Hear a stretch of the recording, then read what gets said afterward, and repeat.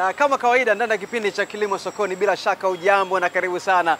Mimi ni Nicholas Kiloko, nyuma kamera ni Frankie Godfrey, na hii leo kama unavyotazama nimependeza nimeng'aa kweli kweli. Nipo mjini bwana, leo sijavaa makoti wala sipo shambani wala siko kwenye mabanda. Leo niko mjini. Lengo hasa ni kukupa elimu tu kwa wewe ambaye ni mfugaji, ili upate nafasi ya kuelewa, uwe na upana mzuri kabisa wa mambo mazuri ambayo yanahusu mifugo. Na tunagusia kwenye upande mzima wa ufugaji bora kibiashara, na kwa namna gani kwenye upande mzima wa ujenzi wa mabanda ya mifugo. Na leo hii tumekuja kwenye ofisi za wataalamu hapa.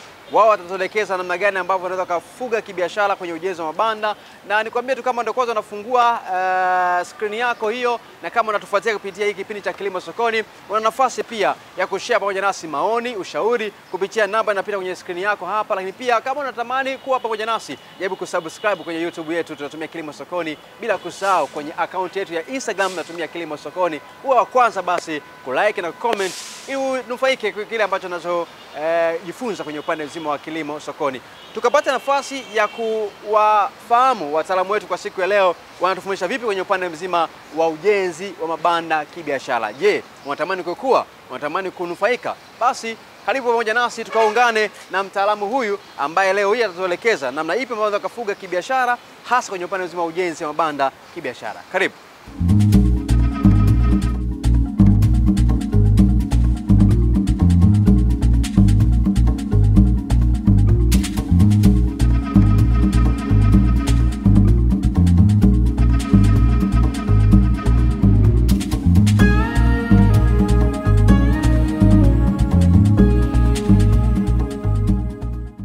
Mimi naitwa Richard Gaudensi Silo. Ni mtaalamu wa mifugo, na hii kazi nimesomea tayari miaka karibu 49 iliyopita. Na nimekuwa mtaalamu kwa miaka hiyo hapa Dar es Salaam na mikoa mingine mbalimbali katika nchi hii. Na katika kipindi cha kilimo biashara, leo hii tutazungumzia kuhusu ufugaji bora wa kuku wa aina zote, kuku wa kienyeji, kuku wa kisasa na kuku wa broiler. Lakini leo zaidi tutaanza na sehemu inayohusu ujenzi wa banda bora. Ndugu wafugaji, mabanda ya kuku yanatakiwa yajenge vizuri tu kama nyumba zetu tunavyojenga, kwa sababu watu wengi huwa wanawadharau kuku, lakini wale ni wanyama wafugwao, sio wanyama wa porini. Ni wanyama wanaofugwa, na kwa kuwa unamfuga ni lazima umweke katika mazingira mazuri ili na yeye ajisikie kwamba ni mfugo, sio mnyama wa porini. Na ndio maana tunaepuka pia mateso ya wanyama kwa njia yoyote ile. Kwa mfano, kuna chama cha kuzuia uharibifu au tuseme mateso kwa wanyama, chama cha ustawi wa wanyama, yani animal welfare. Na hawa watu wako makini katika kuangalia kwamba wanyama wanaishi vizuri na wanatunza vizuri. Sasa katika mabanda yao, jambo la kwanza ni kuangalia banda hilo unajenga sehemu gani. Hiyo sehemu ni muhimu. Sehemu hiyo ni, kwa mfano, sehemu iliyonyanyuka kidogo. Usijenge kwenye mabonde, sehemu ambayo imenyanyuka. Na upepo, unaangalia upepo unatokea wapi. Mara nyingi upepo unatokea mashariki kwenda magharibi. Sasa haya maeneo ambayo unajenga banda lako, hakikisha kwamba upepo haupigi moja kwa moja kwenye banda.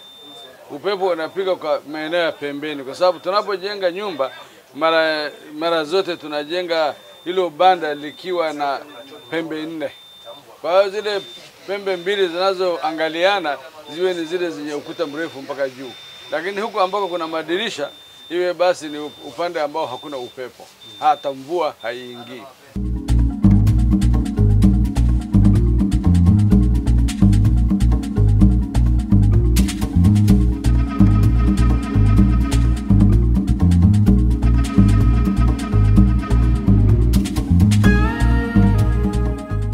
Mtazamaji wa kipindi cha Kilimo Sokoni, bila shaka umejifunza vingi sana kwenye upande mzima wa ujenzi wa mabanda kibiashara.